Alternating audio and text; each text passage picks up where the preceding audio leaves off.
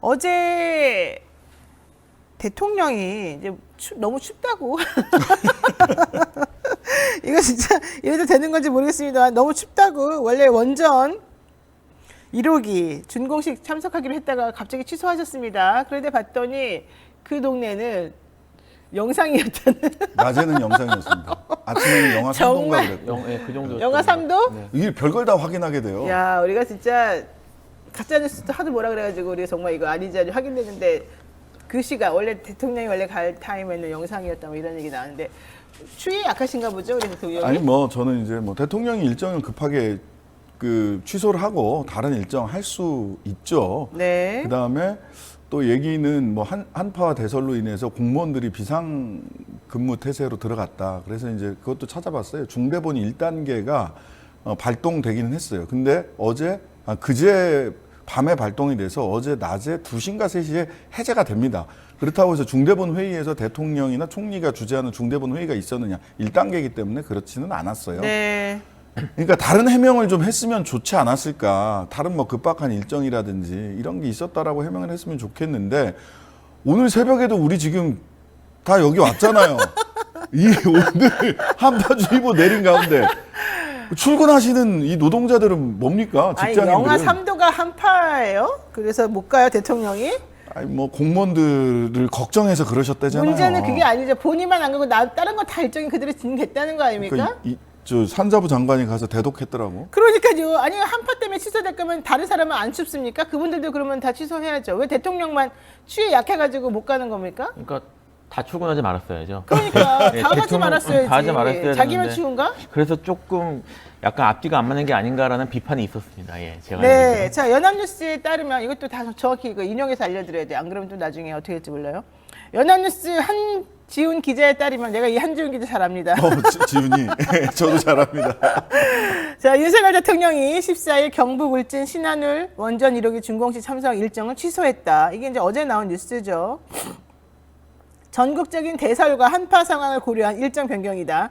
대통령실은 이날 오전 언론 공지에서 한파로 지방자치단체가 비상근무에 돌입했다며 행사는 산업통상자원부 장관이 윤 대통령의 축사를 대독하는 형식으로 축소 진행할 예정이라고 전했다. 이에 따라서 윤 대통령의 지역 방문이 취소되었고 경북 지역 경제기업인 오창 간담회도 연기됐다. 자, 그러면 한파와 대설을 고려한다 그러면 그 행사 자체를 없애야 되는 거 아닌가 개인적으로 생각하고 있고요. 그러면 산업통상자원부 장관은 추워도 괜찮은가? 다른 공무원들은 추운데도 열심히 해도 괜찮은가? 에이, 정말 변명할 걸 변명해야죠. 정말 한심스럽습니다. 이해가 안 갑니다. 솔직히 말해가지고. 자, 두 번째 이슈도 보겠습니다. 김만배 씨가 본인을 자해하는 방식으로 극단적 선택을 시도했다가 결과적으로는 지금 생명에 지장은 없는 것으로 이제 알려져 있지만 아마 당분간은 좀 거동하기 어려운 것 같습니다. 제가 봤을 때는 여러 가지 압박이 이루어지고 나니까 못 견뎌서 이런 게 아닌가 생각이 들긴 합니다만 어떻게 보셨습니까? 뭐 사실 뭐 이유야 이제 뭐 나중에 본인이 밝힐 가능성도 있으니까 좀 봐야 되겠지만 뭐 지금 그거 직전에 김만배 씨 측근에 대한 뭐 강도 높은 수사가 막 압박이 이루어지고 있는 것처럼 그렇게 보도가 됐었거든요. 그 검찰 수사가 그렇게 조여오는 거게 엄청난 사실 본인들이 사람에게 스트레스입니다. 아마 그런 스트레스 때문이 아니었나 그런 생각이 좀 드네요. 그러니까 본인만 괴롭히면 괜찮은데 본인을 둘러싼 수많은 사람들을 괴롭히는 방식이 너무 치사하고 너무 졸렬하다. 검찰이 그런 식으로 수사를 하면 안 된다. 이걸 말하고 싶은 건데요. 본인의 뭐 예전에 한번 영장 실질심사 있었을 때 기각된 적이 있었어요. 그때 오토바이 그 헬멧 같은 거 검은색 헬멧을 쓰고 딱 누가 와가지고 그 주변 정리를 해준 다음에 김만배 씨를 준비된 차에 태워서 보낸 적이 있었다는 거예요. 그 검은 헬멧을 쓴 바로 그 사람이 이번에 체포되었던 자금 관리인이라고 하는 이한성 씨라는 얘기인데 그 사람 얘기를 쭉 하면서 조선일보 등등에서 기사를 썼더라고요. 그 얘기를 보게 되면 그 이한성 씨뿐만 아니라 수많은 주변 사람들을 전부 다 지금 다 압박하고 있었다. 특히 이분의 변호를 맡은 분이 이제 태평양에 뭐 여러 회사입니다만 태평양 법무부에 있는 어떤 변호사인데 그 태평양 변호사 사무실도 압수수색이 일어났다는 거예요. 변호사 사무실에 압수수색을 이렇게 쉽게 내주는 판사들이 있습니까? 저는 정말 이거는 말도 안 된다고 봅니다. 그러니까 변호사들이 다 분개하는 포인트고 분개해야 되죠, 이건 이거는. 그리고 변협에서 비판 성명 나와야 되는 일이에요. 나와야죠. 냈다는 소식을 못 들었는데 변호사 사무실은 변호사의 비밀 유지 의무라든지 피의자들과 정말 그 속 깊은 이야기를 다 하는 곳이고 그런 게 메모로 남거나 이런 게 남는 거예요. 근데 거기를 압수수색한다? 이건 피의자의 방어권을 기본적으로 부정하는 거고 변호사로서의 직업적 윤리, 직업을 변호사라고 하는 직업 자체를 사실은 부정하는 거예요. 그렇죠. 왜 변호사가 그런 비밀 유지 의무도 있지만 또 이야기를 충분히 들어서 방어권을 행사할 수 있게 최대한 조력할 수 있는 게 법적으로 보장되어 있는 건데 변호사라는 직업 자체를 부정하는 거고 근데 마음에 안 들면 언제든지 변호사 사무실 그러니까 예전에 그런 일이 있었어요. 저도 피의자 중에 와서 상담을 하는데 적어도 변호사 사무실에는 안 들어오는 거예요. 바깥에서 기다리다가 그것 가지고도 제가 항의를 했는데 기다리다가 차량하고 신체 압수수색을 진행을 했어요. 네. 변호사 사무실에 나온다면 그것도 사실은 굉장히 드문 일이란 말이에요. 그리고 저는 이게 2014년에 한국형사정책연구원에서 검찰 수사 중 피조사 자살 발생 및 대책 연구라는 연구 보고서를 내놓습니다. 네. 2004년부터 2014년까지 10년간 83명, 83명이 돌아가셨어요. 검찰 조사를 받다가. 아우 세상에. 83명이. 근데 이게 되게 재밌다라기보다는 특징이 뭐냐면 2007년부터 불구속 수사 원칙이 그럼요. 도입됐죠. 도입이 됐습니다. 그런데 대부분 돌아가신 분들이 조사를 받고 불구속 수사 중에 조사를 받고 신병이 구속되지 않은 가운데서 그날 만에 돌아가셨어요.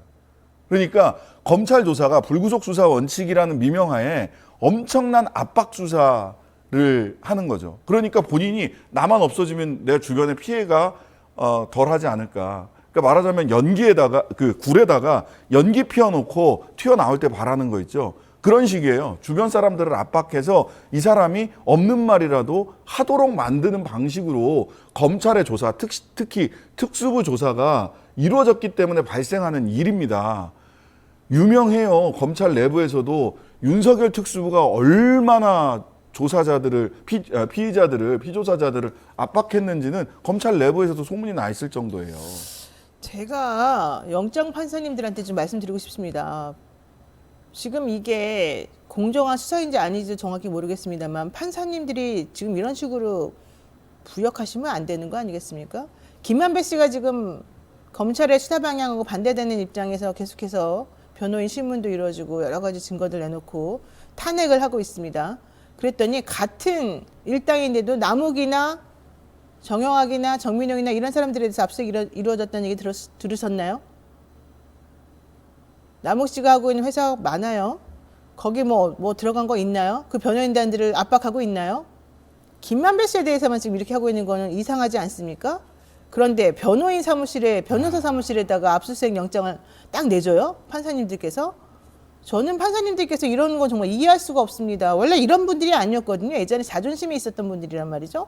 근데 이번에 조국 전 장관 사태 때부터 영장 내주는 걸 보게 되면 상당히 이해할 수 없는 영장 발부 남발 사태가 벌어지고 있어요. 판사님들도 영장 함부로 이렇게 내줘가지고 뭘 어쩌시겠다는 겁니까? 왜 이러시는 걸까요? 전 정말 이해할 수가 없어요. 옛날에 안 그랬거든요. 왜 이러시는 걸까요? 그리고 변호인이 물론 뭐 변호사도 범죄를 저지를 수 있습니다. 그런 경우는 변호사도 압수수색 대상은 될 수 당연히 있는데 그렇게 하긴 해야지. 이건 지금 그 얘기가 아니잖아요. 그게 아니고 지금 뭐 관련 수임한 사건 때문에 변호사 사무실을 압수수색하는 거는 이건 사실 헌법 위반이에요. 이게 변호인의 저를 받을 권리는 침해하는 거죠. 그거는 헌법상 기본권이거든요. 군사정권 시절에도 이런 경우는 거의 없었습니다. 그럼요. 근데 지금 이게 영장을 이거에 신청을 해서 나왔다는 것 자체가 말이 안 돼요. 이건 진짜 이해할 좀 약간 수가 없어요. 충격적인 일이고요. 예. 뭐 저도 뭐 아마 다 경험 있으시겠지만 뭐 공안 사건, 과거사 사건 이런 것들을 하면서도 그런 일까지 벌어진 케이스는 거의 본 적이 없어요. 근데 지금 도대체 이게 법조기가 어디로 가는지 지금 변협은 가만히 있으면 안 되는 문제고요. 변협은 왜 이러는 거예요? 그러니까. 변협 회장, 변협 집행부 정신 차리세요. 변협 인사들 왜 이래? 서울변호사 회장 마찬가지고 대한변호사 협회장 마찬가지고요. 정신 좀 차리세요. 변호사들이 이렇게 당하고 있는데 가만히 있어도 되는 겁니까? 그 옛날에 정말 짜증나서. 사법시험 붙으면 모두 판검사 할 시절에 판사들은 자기들 그런 소리를 들었다고는 해요. 이제 선배님들 얘기를 들어보면 저 사람들은 나와서 변호사 안 할 거라고 생각하나 봐.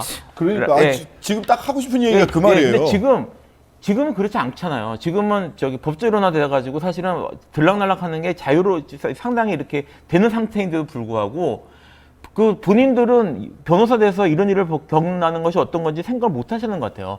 이거는 영장제도가 존재하는 기본적인 목적을 지금 이걸 형해화시키는 거거든요. 변협회장 정신 차리세요. 우리 셋 다 변호사예요 지금. 그러니까. 이게 지금 우리가 가만히 앉아가지고 그냥 일반인처럼 얘기하고 있는 게 아닙니다. 지금 변협회장 선거 얼마 안 남았습니다. 서울변호사회장 선거도 마찬가지고요. 정신 차리시고 변호사들의 권리, 의뢰인들을 위해서 일할 수 있는 권리를 제대로 지켜줘야지 변협회장이 될 수 있는 자격이 있는 거 아니에요? 뭐 하는 짓이에요? 지금 가만히 입 다물고 앉아가지고. 정말 짜증나서. 제가 이런 변호사들에 대한 직접적인 공격을 한번 이게 옆에 있는 가까운 변호사님이 당했던 게 뭐냐면 박근혜 정부 시절에 뭘 했냐면 구로공단 쪽에 구로공단 만들 때 실제로는 땅을 다 뺏어갔거든요. 네, 맞아요. 그때. 보상 안 했잖아요. 우리 땅을 다 의뢰인이 그거 뺏어갔어. 상담하러 왔는데 내가 못한다 그랬어요. 나 할 수 힘이 없다고. 근데 그걸 상관이 이제 없어요. 용감하게 그걸 하신 변호사님이 계시고 승소했어요. 근데 박근혜 정권 때 변호사법 위반으로 수사받았습니다. 바로 그거예요. 우리가 변호사법 못한 이유가 위반으로. 있다니까요.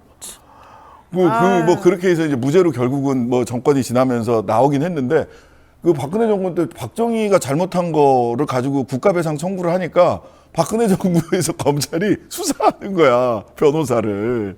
근데 이런 것도 봤는데 지금 그런 것과 뭐가 다르냐라는 거예요.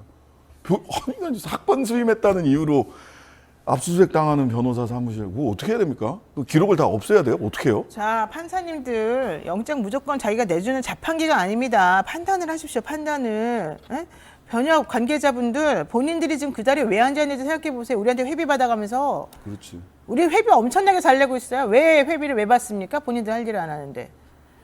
의뢰인들을 위해서 일할 수 있도록 토대를 마련해 주십시오. 그러니까 이렇게 하면 어떻게 의뢰인을 그 마음 놓고 조력을 해요? 사람 이 정권에 찍힌 의뢰인인가 아닌가를 가려가면서 조력해야 돼요. 내가 압수수색 안 변호사 하지 당하려면. 말아야 돼요. 그리고 정민용 변호사 변호해야 되겠다.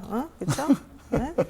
아유 정말 한심스러워서 내가 이런 말까지 아침에 할 생각은 없었어요. 나도 근데 이렇게 말이 나와버리는데 변호사 제발 셋이 모이니까 그냥 점점 올라가네. 다 같이 정신 차립시다. 이러면 안 됩니다. 자, 오늘 또 우리가 준비했던 것도 많으니까 빨리 하겠습니다. 자, 여야가 내년도 예산안 협의처에 진통을 겪고 있습니다. 박홍근 원내대표 예산안 협상이 안 되는 이유에 대해서 윤 대통령이 가이드라인을 줬기 때문이다라고 했습니다. 무슨 말입니까, 이 얘기가? 그러니까 지금 협상이 지금 저희 안 되고 있잖아요.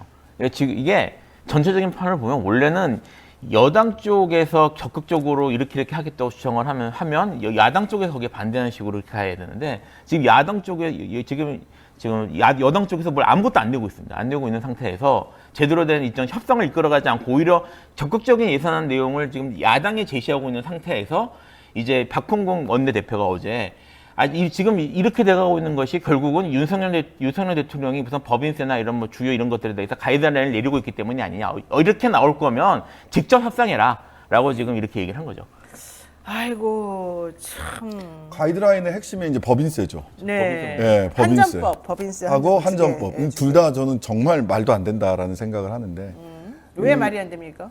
일단 법인세는 25%에서 22%로 내리자라고 하는 게 3천억 이상 자본. 너무너무 초부자 감세일 수밖에 없어요. 초부자 감세고 그게 세수에서 미치는 영향도 상당히 클 수밖에 없어서 말이 안 된다고 생각을 하고 네. 한전법과 한전채 이것도 자산과 자본의 2배에서 5배로 올리는 건데 지금도 회사채 시장이 한전채가 많이 나와서 다 말랐어요. 북 엔딩 했습니다. 북 클로징 했습니다. 거의. 근데 한전채를 계속해서 낸다?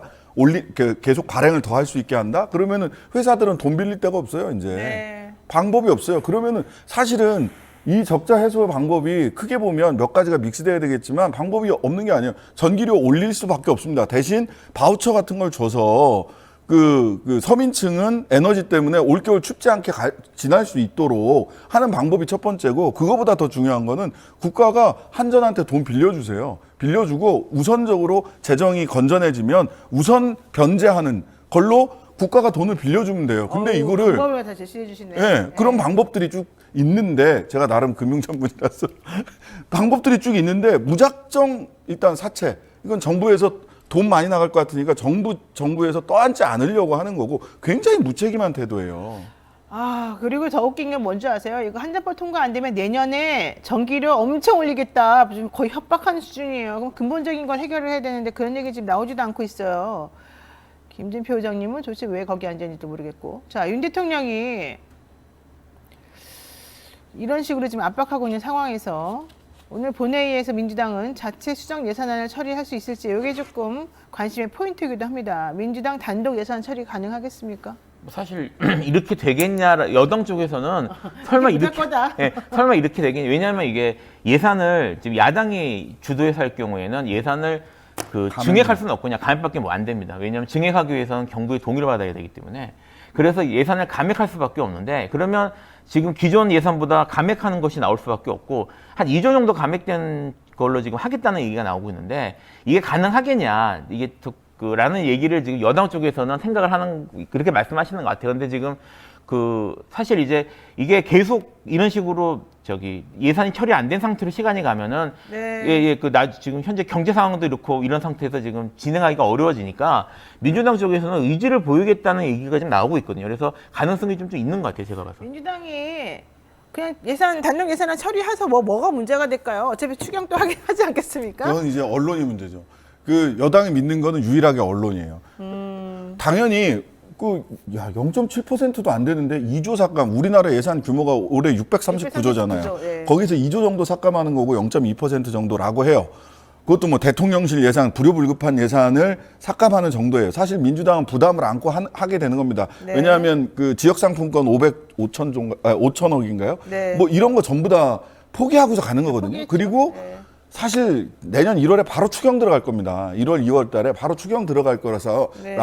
국민들이 국가 재정이 집행되는 데는 사실 아무런 지장이 없어요. 그럼에도 불구하고 민주당이 고심하고 여당이 야당처럼 느긋하게 오히려 여당이 더 몸이 달아야 안 그런 이유는 언론이 오늘 만약 수정 예산이 되면 국정 발목 잡기 도 지나쳐 이래도 되나 다수당의 횡포 의회 독재 이런 프레임으로 언론이 융단 폭격을 할 거를 여당이 자신하기 때문에 그래요. 아, 지금 신 변호사님 완전히 그냥 기사 제목들이 쭈르르 읊어주시는데요. 그대로 나올 겁니다. 오늘 수정안 통과되면. 적어놨다가 내가 봐야 되겠네. 의회 독재, 네. 해도 너무한 발목 잡기, 맞아요. 그렇게 나올 것 같아요. 다수당의 횡포 이렇게 나올 거예요. 분명히 나올 것 같아요. 자, 윤 대통령이 최근 노동, 연금, 교육 3대 개혁에 강한 드라이브를 지금 걸고 있는데 문재인 케어도 없애겠다 뭐 이런 얘기들이 나오고 있습니다. 아니, 건강보험 재정이 왜 파탄이 나고 있다는 건지 그게 다 문재인 케어 탓인지 뭡니까 도대체 이거는. 나는 뭐든지 그냥 전 정권 탓하니까 전 정권 5년은 우리가 도대체 뭐 하나. 그 시기에 다 우리는 뭐 숨죽여가지고 무슨 수용소 같은 데 이렇게 숨어가지고 안내 일기처럼 그렇게 살았나? 나 갑자기 그 생각이 들어요. 지난 5년이 그렇게 끔찍한 5년이었습니까? 살기에? 이게 일단 건보 재정의 경영을 보면요. 그 전에 뭐 2천억 원, 뭐 이제 2018년만 해도 2천억 원 정도 적자가 났던 건 맞는데 문재인 케어가 도입된 이후에 오히려 더 좋아졌지 더 않았나요? 좋아졌습니다. 그래서 네. 작년에는 2조 8천억 원 흑자였고요. 네. 올해도 1조 원 흑자가 지금 경기가 이렇게 된 상태에서 1조 원 흑자가 지금 예상이 되는데 지금 이제 정부가 내세우는 근거는 뭐냐면 그 이후에 이제 올해 흑자 이후에 다시 적자 폭이 커질 것이다. 라는 전망을 내놓으면서 정말 한가운데하네. 이게 그 이유가 뭐냐? 고령화하고 전 정부의 보장성 강화 정책 때문이다라는 아니 건데 그 방향으로 가야죠. 그러면 우리 국민들이 점점 생명이 점점 늘어나고 있고 그러고 있는데 고령화가 이제까지 없었던 게 아니고요. 그 다음에 전 정부의 보장성 강화 정책 때문이라면, 그러니까 문재인 케어 때문이라면 네. 이게 흑자 규모가 커졌을 리가 없죠. 사실은 그렇죠. 여기에 대한 정확한 분석과 국민이 납득할 만한 그 내용을 내놔야 되는데 그런 거 없이 보장성 무조건 줄이겠다고 나오니까, 그리고 무임승차니 뭐 이런 얘기를 나오니까 아, 진짜. 수치하고도 안 맞는단 말이에요. 나는 언론이 왜 맨날 그 무임승차 그 말 함부로 쓰는지 모르겠고 뭐 얘기만 하면 다 받아쓰기만 하는지 모르겠어요. 그게 문제다. 그 잘못된 말이다. 이거를 적실해줘가지고 뭐가 잘못됐는지 우리들에게 알려주는 게 언론의 역할 아니에요? 네. 언론이 왜 그래요 도대체? 뭐 언론 전문. 언론 전문은 제가 아니고요. 아니 어쨌든 딱 걸리면 대통령실에서 그 어제 나온 게 그 김건희 여사 건보료 7만 원. 7만 원. 월급 주려고 하다 보니까 내가 직원들 월급 주려고 하다 보니까 아이고. 자기도 월급을 200만 원으로 낮춰서 했다라는 건데 그 말을 직장인들이 믿을까요? 60억 자산가세요. 60억 자산가 7만 원 냈어요. 최저임금 받는 사람들 수준 냈어요. 그다음에 김건희 씨만 있느냐? 최은순 씨. 건강보험료 부정수급으로 오늘 대법 판결 납니다. 오늘 판결 어떻게 나오는지 뭐 궁금하지 않습니까? 궁금하죠. 대법원. 한번 봐야 돼요. 네. 그 요양급여 부정수급 혐의입니다. 네. 대통령의 장모님은 요양급여 부정수급. 왜? 그분들이 바로 건강보험료 이 재정에 가장 문제가 되는 사람들이라는 이거 거예요. 굉장히 사실은 이게 죄가 제일 큰 심해요. 문제예요. 제일 네. 건보에서 이거 잡아내려고 하는 게 건강보험료 부정수급 문제거든. 그러니까 요양병원 가짜로 사무장병원 해놓고 돈 받은 거 아니에요. 의사 아닌 사람이, 의료기관 의사 아닌 사람은 개설할 수 없는데 의료법상. 그랬던 거예요. 최은순 씨 의사예요? 아니잖아. 최은순 씨 아들 의사예요? 아니잖아. 이런 게 문제인 거고, 그 다음에 저는 대통령이 보장성, 지금까지 대한민국 대통령은 항상 의료보험, 적게 내고, 또는 조금 더 부담하더라도 충분히 의료보험만으로도 치료받을 수 있게 돈 없어서 병원 못 가는 이런 눈물 나는 사연은 없애겠습니다라는 게 지금까지 대통령들이 일관된 태도였어요. 근데 보장성 강화를 후퇴시키겠다는 거야. 우리나라 한 65% 정도 보장성 강화돼 있거든, 보장되고 있거든요. 근데 이걸 후퇴시키면 논하는 사람이 누구예요? 민간보험업자들이에요. 보험회사, 실손보험, 1차로 실손보험. 지금도 실손보험 엄청나게 지금 매년 보험료 뛰고 있죠. 거기만 논하는 겁니다. 그러니까 비급여가 많아진다는 거잖아요. 그렇죠. 그럼 비급여 실손보험 이게 많이 내야 된다는 거고. 근데 이렇게 되면 왜 건강보험 재정이 건전해지느냐? 논리를 쭉 따라가 보면 이런 거예요. 자기가 내야 하는 자기 부담금이 늘어나잖아. 보장성이 줄어들면 네. 자기 부담금이 늘어나면 그런 병원에 덜 가겠지야. 참 대단하다. 병원 가지 말라는 거야, 우리 보고 아파도? 야, 자기 부담금이 늘어나면 병원 가는 사람 덜 할 거다. 그다음에 팩트 체크 하나만. 네. 외국인 보험 프리라이더. 대통령 선거 때부터 중국인들, 조선족들이 프리라이더다. 그것도 아니에요. 이렇게 얘기를 하는데 그거 흑자예요. 외국인 보험 흑자야. 외국인 보험 흑자예요, 다. 왜 그러냐면 일하러 오는 사람들이잖아요. 다 젊어요. 그러니까 병원 갈 일이 별로 없어. 노령화 때문에 그렇다며. 외국인들은 지금 나이 든 사람들이 별로 없어요. 다 젊어요. 그러다 보니까 흑자예요. 외국인 보험 계정은. 그러니까 아무것도 모르면서 함부로 짓거리는 그런 말들을 그대로 마치 사실인 것처럼 타이틀을 박아주는 거예요. 그럼 사람들이 잘 모르고 그런가 보다. 그럼 거기에 부역하는 국회의원들이나 정치가들이나 평론가들이 막 떠들어. 아무것도 모르면서. 근데 또 그게 사실인가 보다. 잘 모르는 사람들께 혹세무민하고 있는 거거든요. 아니 팩트 체크는 좀 하고 얘기를 했으면 좋겠어. 가짜 뉴스 그런 게 가짜뉴스 아닙니까? 진짜? 생산 공장이에요. 이게 아까 지금 언론 얘기를 해야 될지 문재인 얘기를 할지는 모르겠는데 언론 얘기를 좀 하면요. 해야 돼요. 예, 뭐 언론 얘기를 좀 하면요. 뭐 저도 써봤지만 보도자료라는 게 있거든요. 그 보도자료가 나옵니다. 보도자료가 아예 기사 형태로 제목까지 따서 나와. 거의 받았으면 될 정도로 나오거든요. 그거 그냥 받아서 아무 생각 없이 받아서 보도하니까 그런 일이 벌어지는 거고요. 이런 기사들이 보시면 어느 기사든 간에 다 똑같은 내용으로 반복되는 것들을 꽤 자주 보실 수 있을 거예요. 그런 건 보도자료 그냥 받았었기 때문이고, 문재인 케어에 대해서 하나만 더 말씀을 드리면, 이게 보장성을 높이고 하는 것에 사실 장기적 정책 과제 중에 하나로 들어간 게 뭐냐면, 그 건강보험 재정에 대해서 국가 지원이나 국가 부담, 국가에서 이제 지원해주는 퍼센티지를 지속적으로 늘려가면서 결국 그렇게 이제 가겠다는 게 목표였거든요. 그러니까 이게 생각을 해보면 이게 우리가 보험이란 말을 쓰지만 건강보험은 일반적인 보험과 다른 사회 보장 시스템이기 때문에 국가에서 국가 예산으로 어느 정도 지원해주는 게 사실 당연하단 말입니다. 그러니까 이게 지금 단순히 이게 지금 이거를 일반적인 보험으로 봐서 보험 재정이 어떻게 되고 뭐가 이걸 볼 게 아니라 지금 국가에서 얼마나 이걸 지원하고 국가 정책적으로 이걸 어떻게 통합적으로 돌아가는지를 같이 생각을 해야 되는데 그런 얘기가 전혀 안 되고 있다는 게 이런 게 지금 문제인 거고요. 하나만 더 말씀을 드릴게요. 건강보험이 우리가 알고 있는 일반 보험 다 통틀어서 건강보험이 수지가 효율성이 제일 좋습니다. 왜냐하면 건강보험은 마케팅이나 아니면 뭐 보험 판매 이런 데에 들어가는 비용이 전혀 없어요. 그렇죠. 그래서 실제 납입 비용에 비해서 되돌려받는 비용의 퍼센티지가 매우 높습니다. 일반 보험은 절대 따라갈 수 없는 효율성이에요, 이게. 네. 그러니까 이거를 일반 보험으로 지금 아까 말씀하셨던 거 결국 이렇게 되면은 실손보험이나 뭐 이런 일반 보험으로 넘어가는데 그쪽은 심한 경우 건강보험의 절반 정도도 안 되거든요. 돌려받는 환급 기율이. 100만 원 내고 50만 원도 못 받는다. 네, 그런 상황이 되는 거예요. 지금 제가 알고 있기로 건강보험이 제가 10년 전에 이걸 리서치 한 적이 있었는데 90%가 넘어요, 건강보험은. 그러니까 지금 이걸 이런 식으로 하는 거는 결국 국민들의 보건 비용을 높이는 것밖에 안 되는 거예요. 이건 개혁이 아닙니다, 이건. 그러니까 문재인 케어의 핵심은 결과적으로 없는 분들에게 고가의 그런 비싼 뭐 장비를 이용한 검사라든가 이런 기본적인 치료 같은 것들을 좀 편하게 받게 해주겠다. 사실 이게 핵심이지.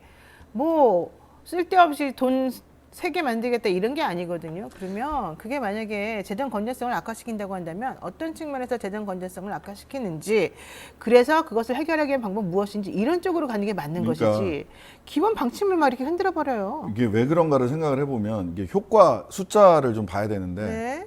10조 정도 적자가 났어요. 근데 지금 대통령실에서 얘기했던 그 개혁 방안, 뭐 MRI 제대로 못 찍게 하고 어쩌고 저쩌고 이런 것들 해서 줄어들 수 있는, 세이브할 수 있는 비용이 1,000억에서 2,000억밖에 안 돼요. 그러니까 실제로 0.1%, 0.2%밖에 안 되는 거예요. 네. 결과적으로 재정 건전성에 도움도 안 돼요. 그럼에도 불구하고 왜 이렇게 과격한 말, 포퓰리즘이자 뭐다 뭐 문재인 케어가 뭐 이렇게 됐고 저렇게 됐고 외국인들이 프리라이딩 한다, 굉장히 과격한 말을 쏟아낸단 말이죠. 사실은 그 정도는 그냥 미세 조정 정도거든요. 실제로 하겠다고 하는 건. 근데 왜 이렇게 과격한 말을 하느냐 하면 이유는 딱 두 가지입니다. 하나는 문재인 지우기, 전 정권에 대한 강한 공격으로 정체된 지지율을 다시 한번 끌어올려 보겠다라는 게 첫 번째 정치적 이유. 두 번째는 큰 방향을 틀기 위한 거예요.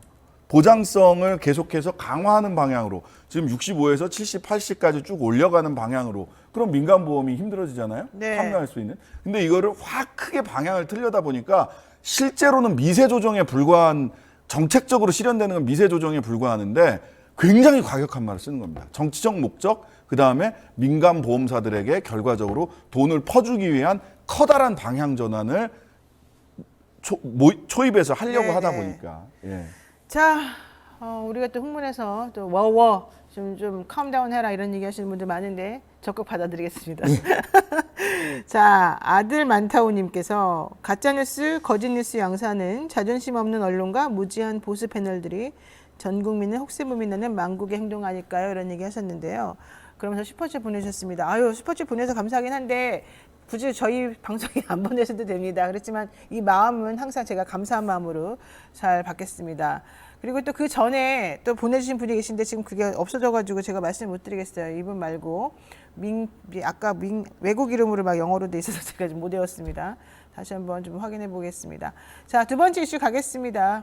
자, 두 번째 이슈. 지금 윤석열 대통령에 대해서 권성동 의원이 당대표 출마를 고심하면서 윤석열 정부 성공을 위해서 제가 열심히 뛰겠다 뭐 이런 얘기 지금 하고 있습니다. 윤석열 정부 성공을 위해서는 권성동 전 의원은, 권성동 의원은 입을 좀 닫고 계셔야 될 것 같은데.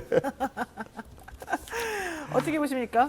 뭐 지금 현재 지금 국민의힘 내에서는 큰 방향이 지금 의도하는 게 강하게 윤석열 대통령 중심으로 되는 내부 개편을 지금 추진하고 있으니까 네. 거기서 이제 그 이른바 윤핵관의 핵심으로 꼽히는 사람들이 주도권을 쥐고 지금 이렇게 나서는 거죠. 나서는 거고 내부에서 지금 권력 다툼을 하는 것들이 지금 외부로 이렇게 보이는 것 같습니다. 제가 봐도. 자, 그런데요, 정진석 비대위원장이 전당대회를 룰을 개정하겠다 이러면서 여기 대해서 아직 결정된 바는 없다 이렇게 말하긴 했습니다만 지금 당원 투표 비중을 높이는 방식으로 얘기를 100%로 하자는데 당원 투표?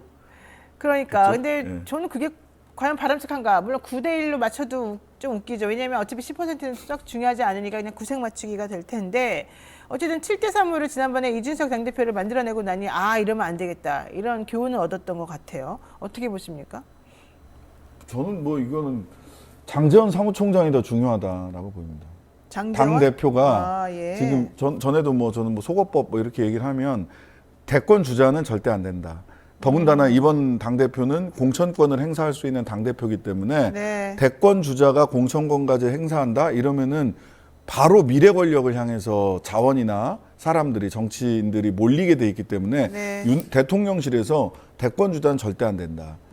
그렇다면 공천을 확실하게 윤 쪽에서 윤심을 담은 공천을 실행할 수 있는 사무총장이 공천 작업 주도하잖아요. 사무총장, 네. 조직위원장, 조강특위위원장 이런 쪽이 하기 때문에 저는 당대표는 뭐 권성동이든 장제원이든 권성동이든 김기현이든 뭐 아무 별 관심이 없고요.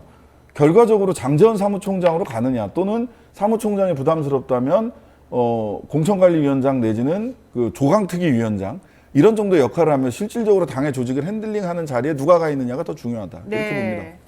자, 권성동 의원이 출마 생각을 강하게 하고 있다. 당권 도전 시사하는 멘트를 냈는데 그래서 일부러 요즘에 막말을 더 많이 하는 것 같아요. 왜냐하면 어차피 룰을 바꾸게 되면 당원들 중심으로 국민들 생각 안 해도 되니까. 네, 당원들 중심으로 결과적으로 투표 결과가 나올 테니까 옳건 그르건 간에 우리 당을 지지하는 사람들에게 어필하면 된다 이런 생각 아니겠습니까? 그러니까 최근에 국민의힘 쪽에서 특히 하고 이제 대통령실에서 그 이제 사실 지지율이 낮은 것 때문에 말이 많았잖아요. 그런데 그 자기 핵심 지지층을 이제 뭉치게 하는 식의 방식으로 어느 정도 좀 재미를 본 게 아닌가 싶어요.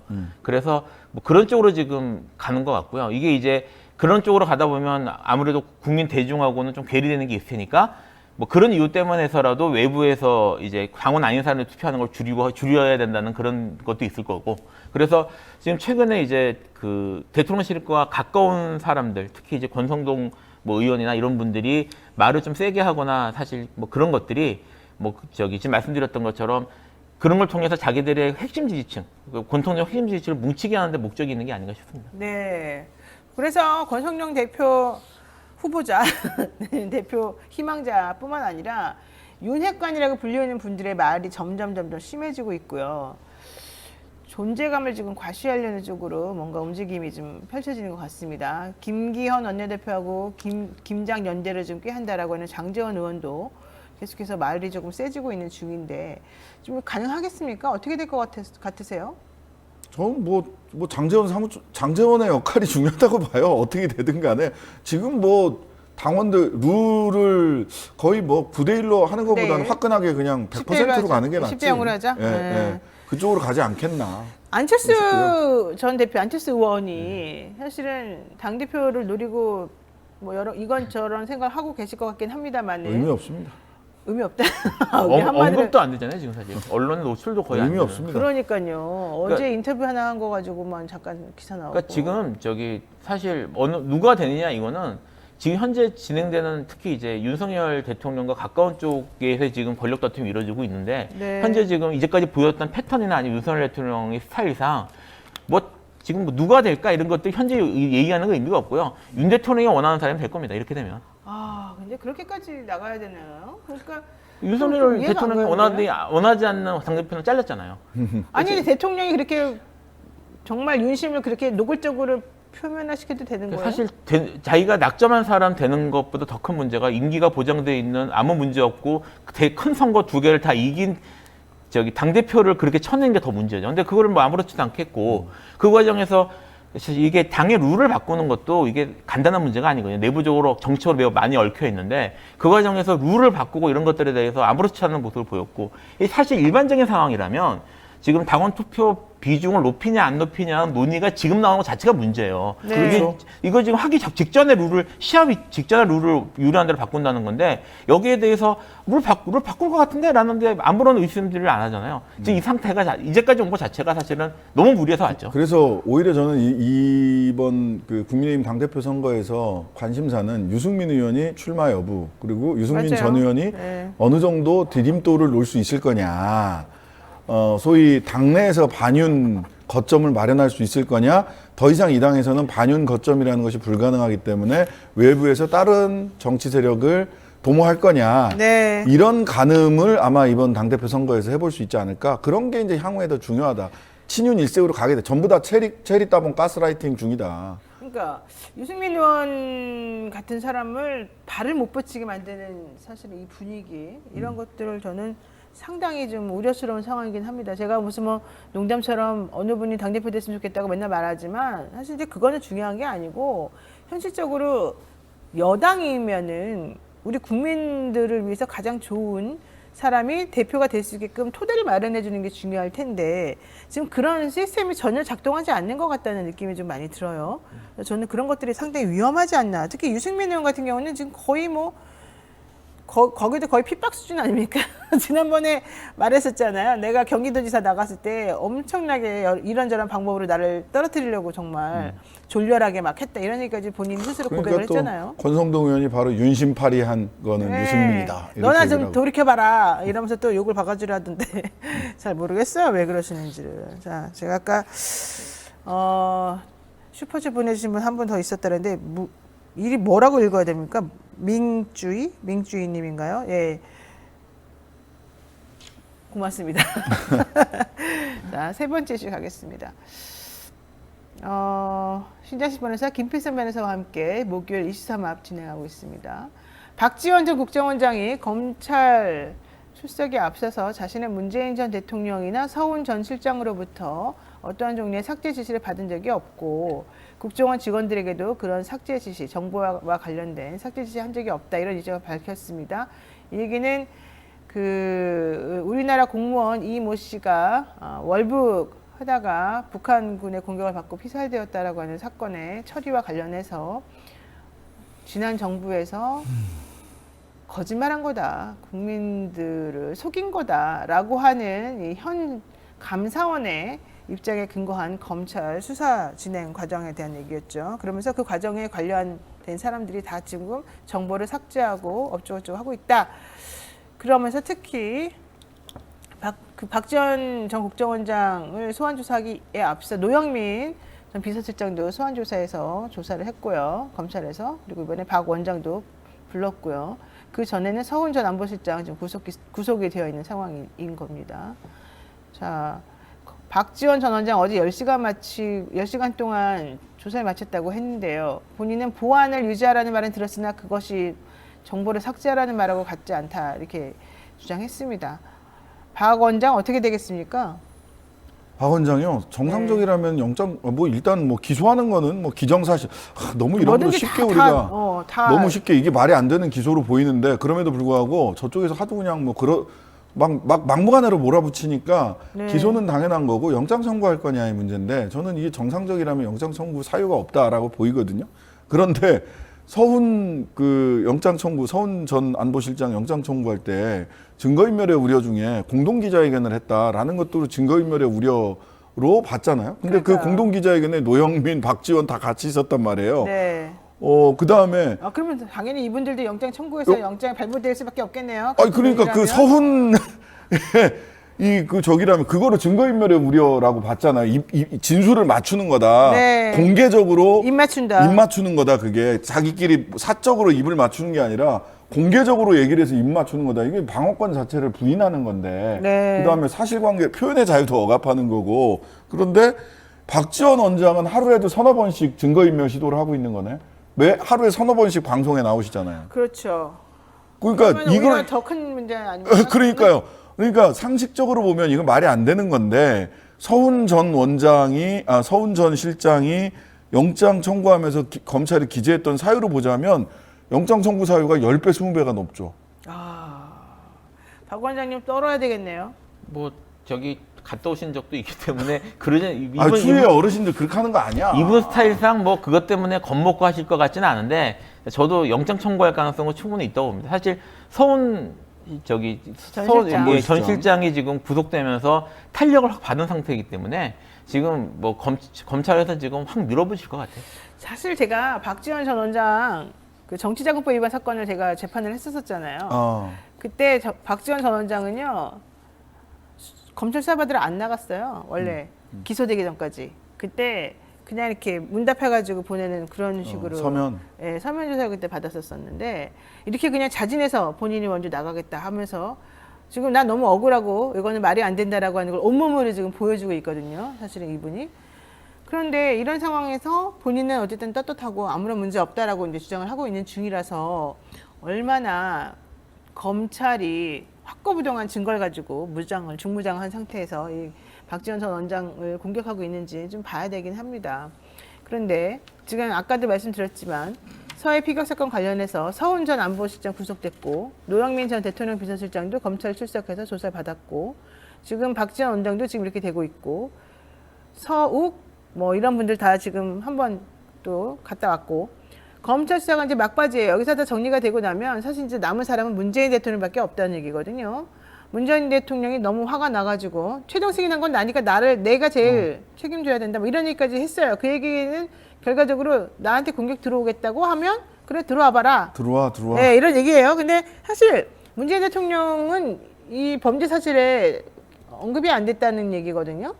이거는 처음에는 문재인 전 대통령까지 겨냥해가지고 해보려고 하다가 중간에 좀 꺾었다 이렇게 저는 좀 알고 있는데 혹시 어떻게? 뭐 저도 그렇게 될까요? 보고요. 근데 이제 마지막으로 수사를 마감하기 여전히 그 조사의 가능성은 문 남아있다? 대통령에 대한 남아 있다라고 봐요. 기소를 기소 이제 그 누구야 서훈 안보실장은 혹시 구속적부심 들어올까봐 구속한 지 닷새 만인가요? 7일 네, 만에 네, 네. 공소를 갑자기 제기를 기소되고, 했는데, 예. 근데 이제 박지원, 노영민 여기까지 이제 정리를 하려면 마지막으로 뭐 참고인 조사 내지는 뭐 이렇게라도 해볼 수 있지 않을까? 참고인 조사를 오라고 하긴 뭐하니까 서면 조사를 한다든지 또는 출장 조사를 한다든지 이런 마지막 시도는 여전히 남아 있다. 네. 예.